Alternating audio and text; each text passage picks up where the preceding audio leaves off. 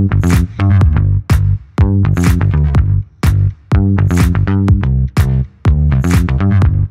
guys, ketemu lagi nih sama gue Faisal di Uzon Tech. Gue udah pakai iQOO 11, iQOO 11 sebagai daily driver kurang lebih 2 mingguan. Dan gue puas banget sama smartphone ini. Bukan cuma performanya aja, tapi kameranya juga. Bahkan gue sampai jadiin HP ini sebagai kamera buat motret-motret liputan. Asik banget sih. Ya, gue akan ngasih ke kalian ulasan lengkap, review lengkap iQOO 11 ini.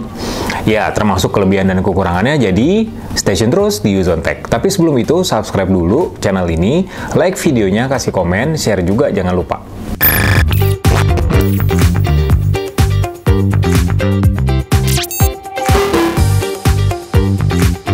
Pas gue pakai HP ini nih, ya gue beberapa waktu lalu tuh ke Bali ya, healing, yoi.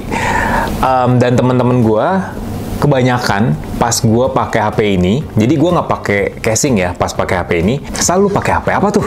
Keren amat gitu ya.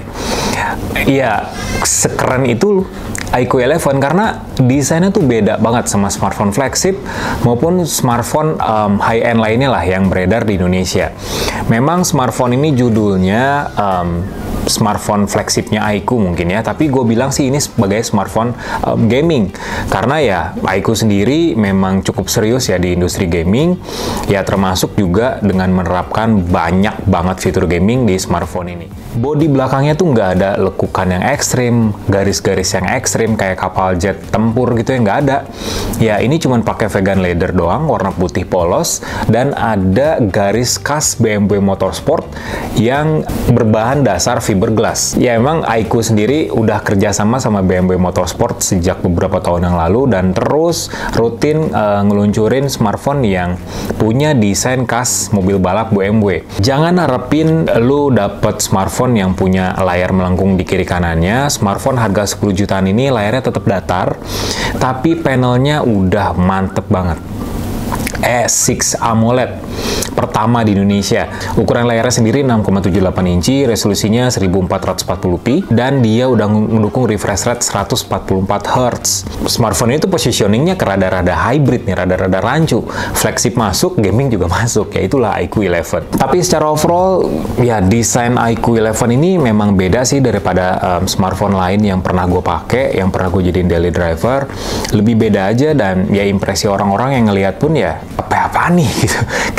Kayak bener-bener penasaran dengan desain dari smartphone ini. Dan penggunaan vegan leather dari iQOO 11 jenisnya yang Legend ini itu sebagai solusi yang pinter sih menurut gua, karena kita tahu Snapdragon 8 Gen 2 itu prosesor kencang, dan prosesor kencang biasanya bakal panas, bakal anget lah ya ketika kita main game berat ataupun aplikasi-aplikasi yang berat, contoh kayak rendering.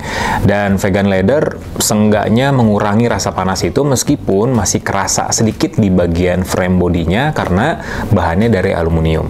Beralih ke bagian speknya nih, speknya yang benar-benar jadi keunggulan utama dari iQOO 11. Snapdragon 8 Gen 2, pertama di Indonesia yang resmi. Udah bukan Xiaomi lagi, bukan Samsung lagi, iQOO, lu bayangin. Dan iQOO jadi yang pertama di Indonesia yang ngeluncurin smartphone dengan prosesor tersebut. Dari AnTuTu benchmark yang gua tes di smartphone ini, skornya aja udah 1,2 jutaan lebih. Melampaui skor dari Asus ROG Phone 6 yang pernah gua review juga.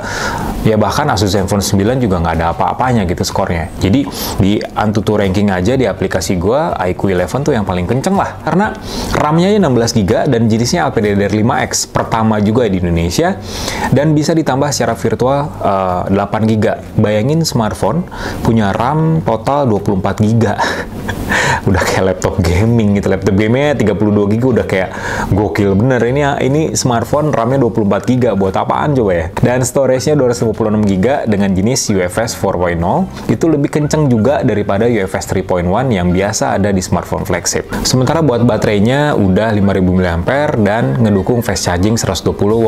Dan adapter fast chargingnya sendiri udah ngedukung power delivery juga. Jadi bisa nih buat ngecas perangkat yang ngedukung teknologi yang sama dan punya port USB Type-C, misal kayak laptop. Jadi satu adapter buat banyak perangkat. Jadi ya kerja efisien lah. Jadi nggak berat-berat amat nih di tas. Kira-kira ngecas sampai full itu ya kurang dari setengah jam lah. Jadi nggak lama-lama banget. Istilahnya kita ngecas cuman beberapa menit aja dan buat pemakaian seharian. Sementara buat kecepatan chargingnya itu bakal berkurang saat mau penuh. Kalau dari pengujian gue sih dari sekitar 80% sampai 100%, speednya itu bakal turun karena dari 83 sampai 100% itu butuh waktu 8 menitan. Dan untuk daya tahannya sendiri, ini nih yang bikin gue amazed banget sama iQOO 11. Screen on time-nya yang gue dapat dari PCMark Battery Test adalah 16 jam 24 menit dengan baterai tersisa sekitar 18%-an. Jadi ibaratnya kita ngecas dalam waktu yang singkat, smartphone ini bisa bertahan sampai hampir seharian.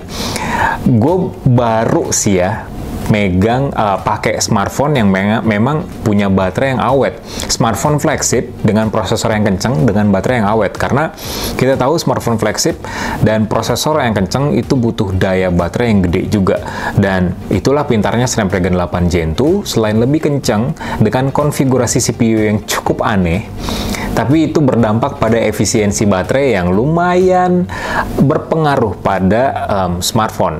5000 mAh untuk iQOO 11 bisa bertahan, bisa punya screen on time 16 jam lebih. Itu hasil yang sangat menakjubkan lah. Kita nggak usah tanya lah ya soal gaming kayak gimana, karena Snapdragon 8 Gen 2 main game apapun juga bisa di smartphone ini. CODM, PUBG Mobile, Tower of Fantasy, Genshin Impact, semua bisa rata kanan, dan FPS-nya pun bakal stabil, nggak ada kejadian penurunan apapun, ataupun ya drop frame rate yang signifikan.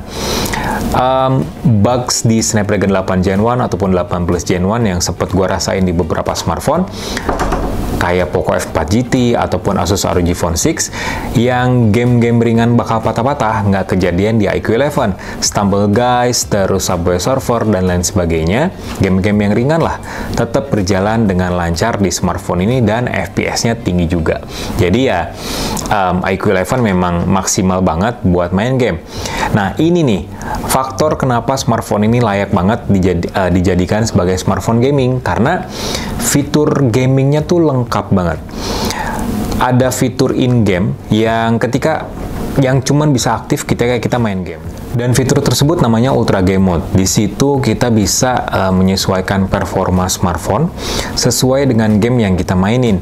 Dan juga dengan memanfaatkan teknologi layarnya yang bagus, kita juga bisa melakukan mapping makro lah ya kalau di PC.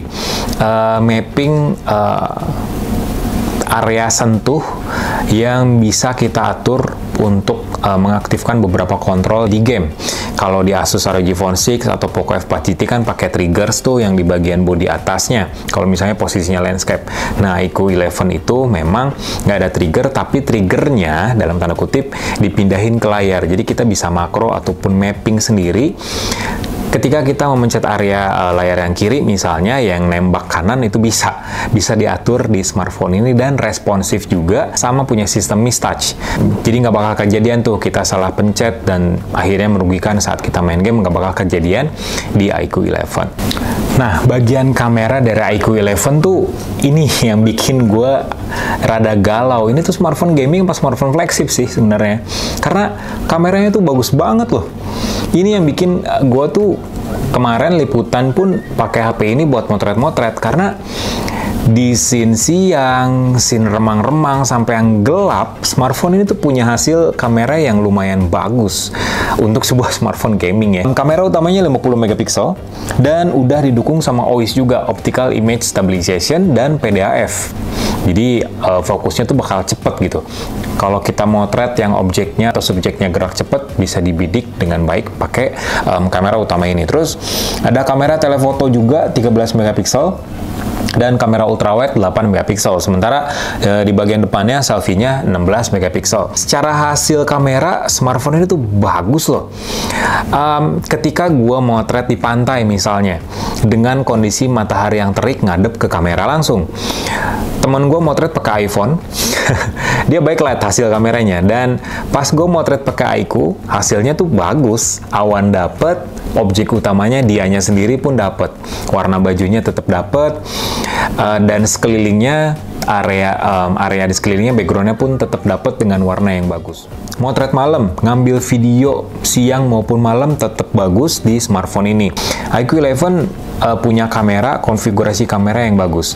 Dan bagusnya smartphone ini nggak terlepas dari chip V2, hasil racikan Vivo itu sendiri. Jadi chip V2 ini memaksimalkan pemrosesan citra ketika kita memotret maupun mengambil video. Jadi ya segala prosesnya dibantu oleh chip V2 itu agar hasilnya jauh lebih baik lagi.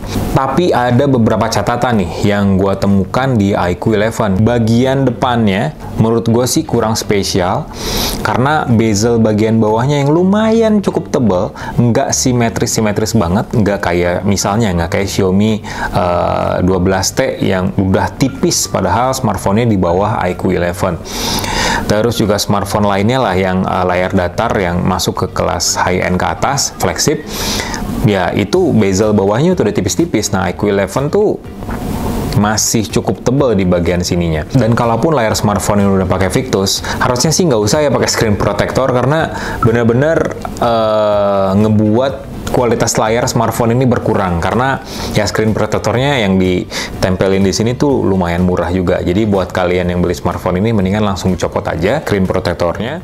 Kekurangan minor lainnya ya penggunaan vegan leather dan warna putih ini tuh rentan banget kotor sebenarnya. Tapi untungnya juga mudah dibersihin.